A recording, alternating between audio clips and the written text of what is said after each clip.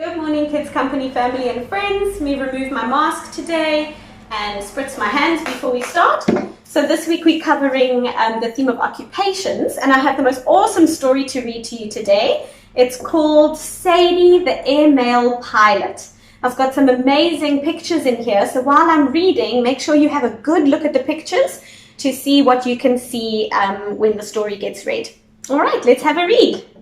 Sadie, the airmail pilot. Once upon a time, a few brave pilots in little planes flew the airmail.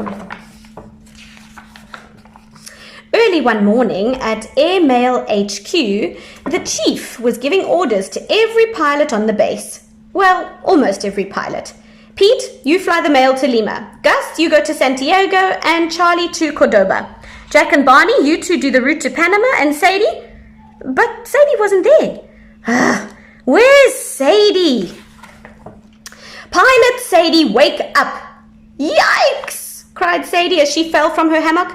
You're late again, growled the chief. Remember the oath of the airmail service? No wind, no rain, no cold or flu can stop the airmail getting through. Now you've got a mission to fly, he told her, all the way to Knuckle Peak Weather Station. Yes, sir, right, sir, I'm ready, said Sadie.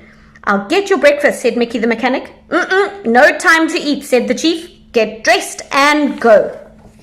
Sadie checked her route map.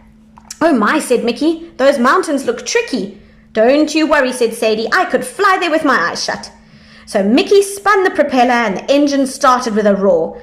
Chocks away, called Sadie, and the little plane zoomed down the runway faster and faster, and then take off.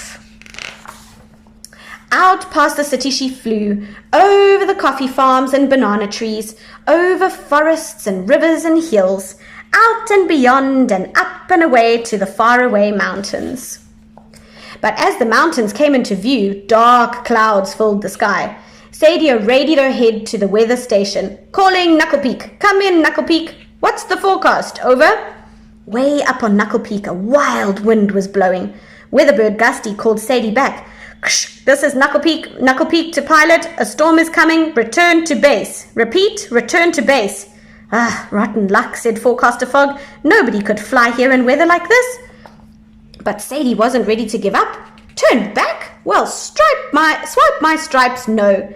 Sadie the pilot is on the job and the airmail is going to get through. Things look grim, but don't get nervous. Nothing scares the airmail service. Then up she flew, straight up and into the dark clouds. Suddenly she heard a loud growl. Was it thunder?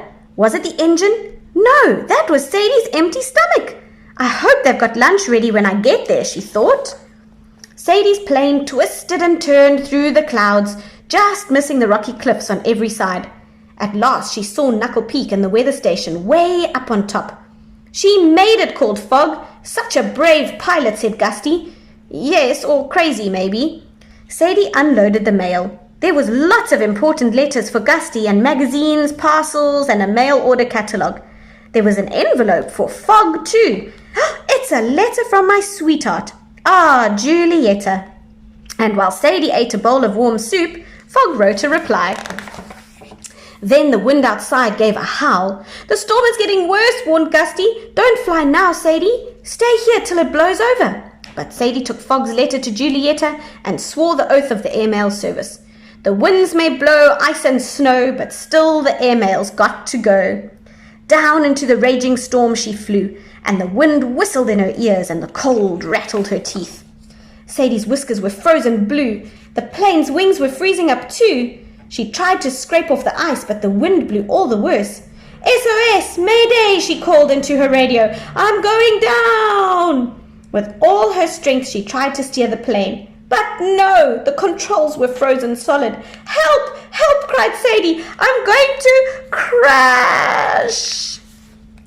Sadie opened her eyes and looked around. Her plane was stuck in the snow. Her radio was broken. What will happen, she thought. I could be lost forever. I could starve. Help, she called. Help!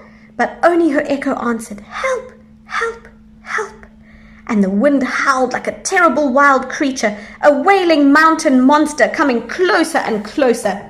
Yeek! Screamed Sadie. But the creature spoke. Are you okay, pilot? I am Igor from the Mountain Patrol, and I have come to rescue you." "Oh, my beating heart," said Sadie. "I thought you were going to eat me." "Well, I am hungry," he said, "but luckily I have my emergency rations," and he gave Sadie a big bar of chocolate from his backpack.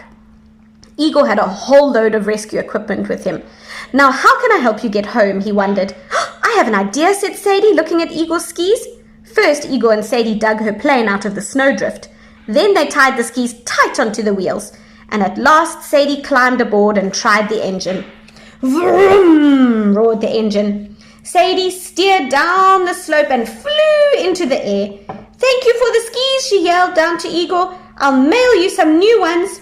Then she turned her plane towards home and flew back across the mountains, back over forests and rivers and hills, over banana trees and coffee farms, all the way to the city and Airmail HQ. "Yay!" all the pilots cheered as Sadie came sliding down the runway. "I've got your supper ready," called Mickey. Yes, at the end of a hard day, all a pilot wants is a good meal and a good sleep. But wait, here's the chief with more parcels to send, and he's got Sadie down for the job. Over mountains high and oceans deep, the airmail service never sleeps.